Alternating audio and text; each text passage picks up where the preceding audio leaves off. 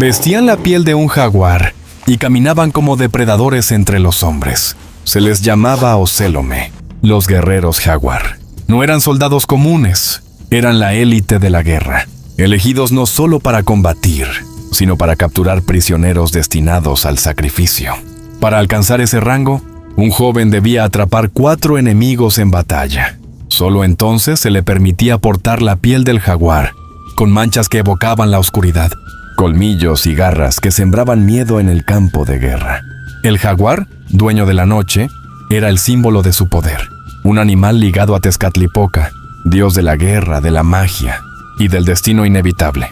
Su estatus les otorgaba privilegios reservados: vivir cerca del palacio, beber el sagrado pulque y participar en los consejos de guerra junto a los nobles.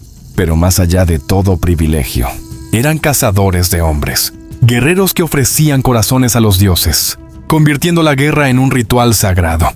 Estos guerreros eran la encarnación viviente del jaguar nocturno, feroces, implacables y eternos.